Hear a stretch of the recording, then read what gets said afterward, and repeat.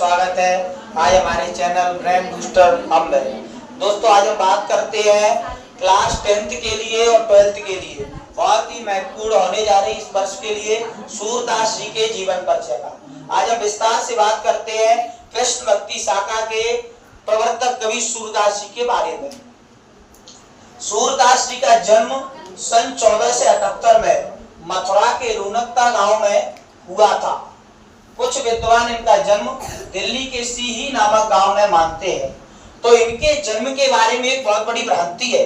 इनके जन्म के स्पष्ट तथ्य आज तक कहीं किसी को साक्ष्य नहीं मिले, इसलिए इनके जन्म कुछ लोग तो रूनकता में मानते हैं, कुछ लोगों के द्वारा दिल्ली के पास सीही नामक गांव में माना जाता है। यह वात्सल्य रस के श्रेष्ठ कवि माने जाते हैं। तो इन्होंने भगवान श्री कृष्ण के बचपन से लेकर के मथुरा गमन तक का बड़ा ही सुंदर चित्रण किया था, इसलिए इनको वात्सल्य रस का चितेरा कवि भी कहते हैं। और इनके गुरु का नाम बल्लवाचार्य जी था। ये वही बल्लवाचार्य जी थे जिनके पुत्र विठलनाथ ने अष्टचाप की रचना की थी। तो सूरदास जी के गुरु का नाम बल्लवाचार्य था और इन्होंने भगवान श्री कृष्ण के बाल लीलाओं का चित्रण किया है। दोस्तों ये तो इनका जीवन परिचय है। अब हम बात करते हैं कि इनके द्वारा लिखा हुआ जो इनका जो साहित्य था, इनकी जो कृतियां थी, आज हम देखते हैं। सूरदास जी एक तो जन्मांध थे, जन्म से ही अंधे थे। दूसरा इनका जन्म तेलंग ब्राह्मण परिवार में माना जाता है। इनका जो जन्म हुआ था वो एक तेलंग ब्राह्मण के परिवार में हुआ था। इनके द्वारा लिखी गई रचनाओं में सूर सागर, सूर सारावली और साहित्य लहरी, ये तीनों ग्रंथ, ये तीनों रचनाएं इनकी बहुत ही महत्वपूर्ण रचनाएं है।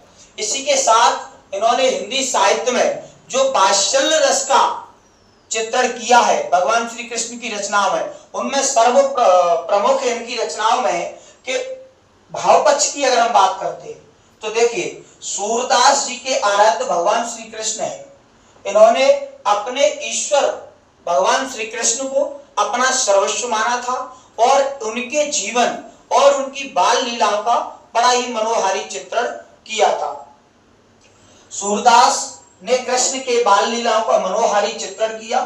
इनकी रचनाओं में शांत और वात्सल्य रस का प्रयोग हमें देखने को मिलता है। इनकी सभी रचनाएं एक तो वात्सल्य के लिए, दूसरा शांत रस के लिए प्रसिद्ध मानी जाती थी। अब हम बात करते हैं इनकी रचनाओं में कला पक्ष की।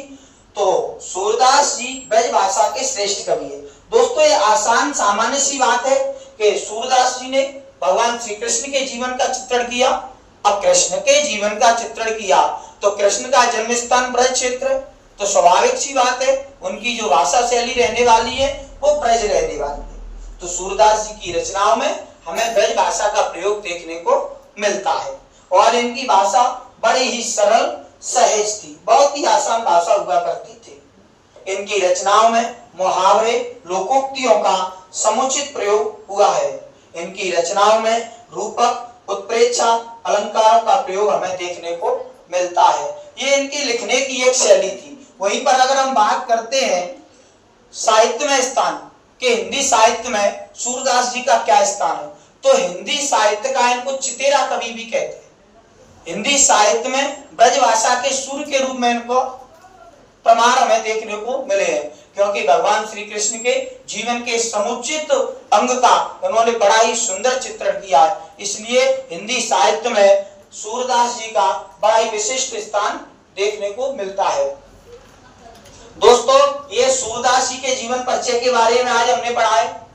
कल की वीडियो में हम गोस्वामी तुलसीदास जी के बारे में पढ़ने जा रहे हैं और 10th और 12th दोनों क्लास के स्टूडेंट्स के लिए ये वीडियो मेरी बहुत ही महत्वपूर्ण होने वाली है, क्योंकि इस बार 2026 के लिए 2026 की बोर्ड परीक्षा के लिए 10th क्लास और 12th क्लास दोनों के लिए बहुत ही महत्वपूर्ण जीवन परिचय होने जा रहा है। इस बार परीक्षा में आने के 100% इसके चांस है।